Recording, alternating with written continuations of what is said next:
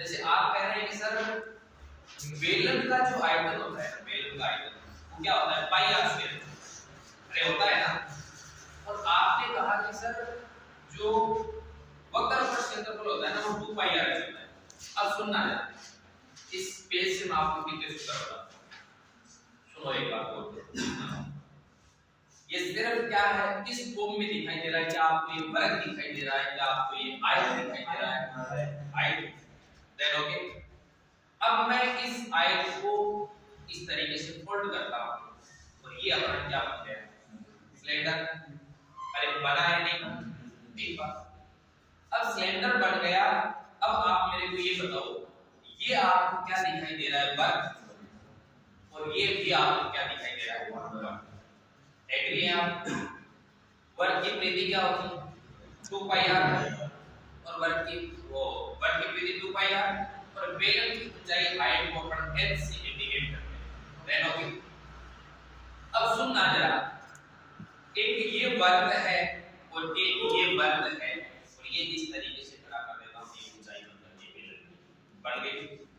अब इसमें एक तो आपको बेलन दिखाई दे रहा है, एक आपको क्या दिखाई दे रहा है, 2 वर्ग दिखाई दे रहे हैं।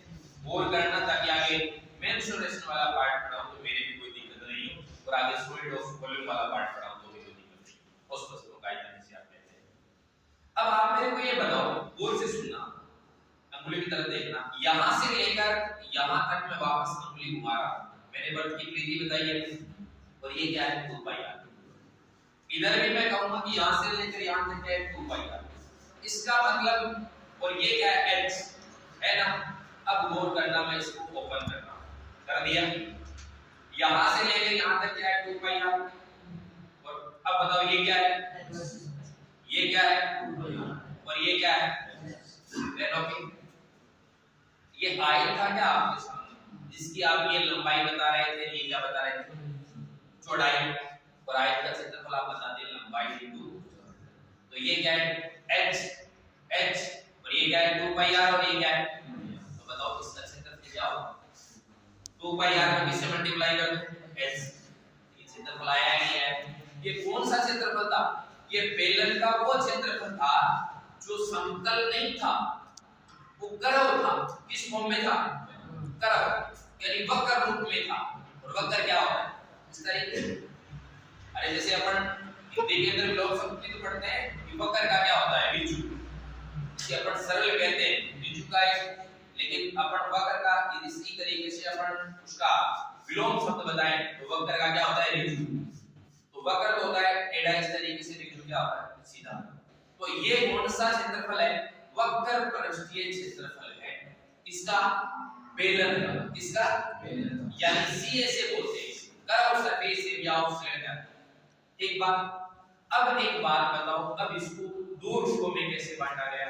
कभी आपने ऐसे सुना है क्या कि आयत का वक्र पृष्ठीय क्षेत्रफल, नहीं सुना, क्योंकि आयत में वक्र होता ही नहीं है, एक प्रकार का क्षेत्रफल पाया जाता है। इसमें आप 2 बातें सुनेंगे कि वक्र पृष्ठीय क्षेत्रफल अलग होगा और संपूर्ण पृष्ठीय क्षेत्रफल अलग होगा, यानी total surface area of cylinder और curve surface area of cylinder, 2 प्रकार के आप के बारे में चर्चा करेंगे ना। तो ये तो था आपका 2 पाई आर, इधर क्या दिखाई दे रहा है, वर्ग, और इधर भी क्या दिखाई दे रहा है, वर्ग। तो एक बात बताओ मेरे को कि मैं बेलन का आपसे curve surface area of cylinder जब मैं पूछता हूं तो आप कहते हैं कि सर 2 पाई आर है, और आप इसका टोटल सरफेस एरिया पूछते हैं तो आप क्या बताएंगे, किसके बारे में बात कर रहे हैं, सिलेंडर के बारे में बात कर रहे हैं ना। तो आप यहां बताएंगे total surface area of cylinder, यानी संपूर्ण पृष्ठीय क्षेत्रफल।